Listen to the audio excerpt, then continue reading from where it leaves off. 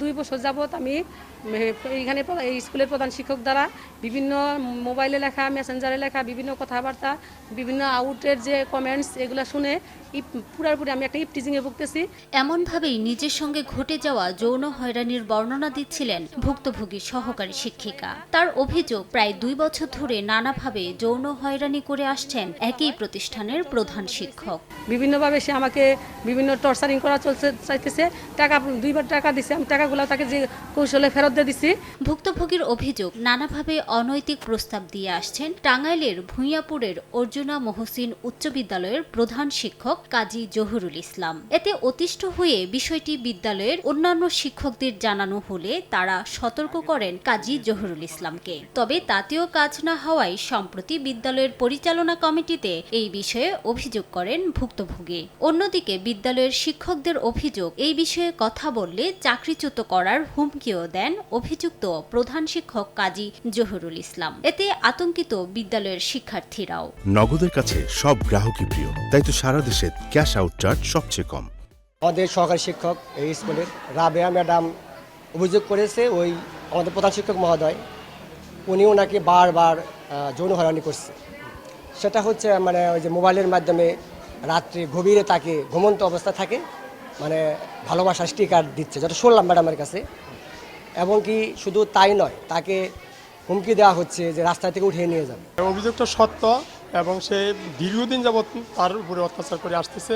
আমি একজন সিনিয়র শিক্ষক, এই ম্যাডাম সর্বপ্রথম আমাকে জানাইছে, তাও আজ 4-5 মাস হয়ে গেল সে আমাকে জানাইছে। কিন্তু আমি এটা মানে কি করে তাকে বলবো, এই লজ্জা শরমের জন্য আমি কথা বলতে পারি না। এটা আমরা লজ্জিত হই। একজন প্রধান শিক্ষক যদি একজন শিক্ষিকাকে এরকম হেস্তনেস্ত করতে পারে, যৌন হয়রানি করতে পারে, যে একজন ছাত্রীকে সে অনায়াসে করতে পারবে।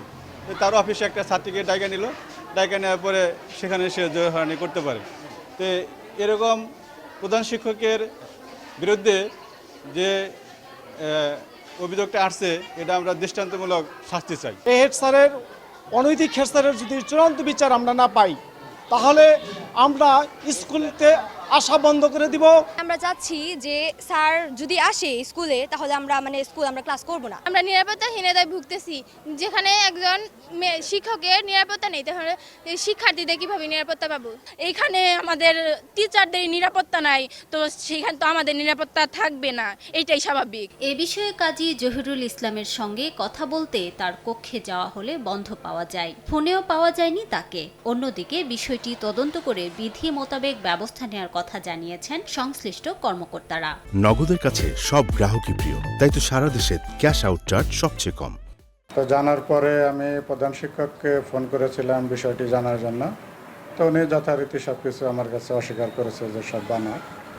পরবর্তীতে আজকে আমি অফিসে এসে ওই স্কুলের সভাপতিকে ফোন করেছি এবং ওনাকে আসতে বলেছি। উনি বিকালে আসবেন এবং বিষয়টা নিয়ে আমি উপজেলা নির্বাহী অফিসারের সাথেও কথা বলেছি এবং উনি 3:30 এটা নিয়ে ওই চেয়ারম্যান সহ আমরা 3 জন বসবো, এটাই সিদ্ধান্ত হয়েছে।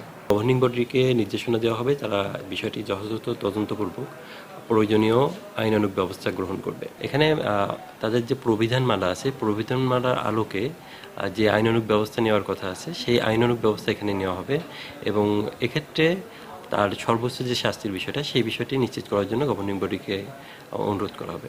অর্জুনা মহসিন উচ্চ বিদ্যালয়ে প্রায় 12 বছর ধরে প্রধান শিক্ষক হিসেবে কর্মরত কাজী জহুরুল ইসলাম। অন্যদিকে ভুক্তভোগী শিক্ষিকা প্রতিষ্ঠানটিতে আছেন প্রায় 8 বছর ধরে।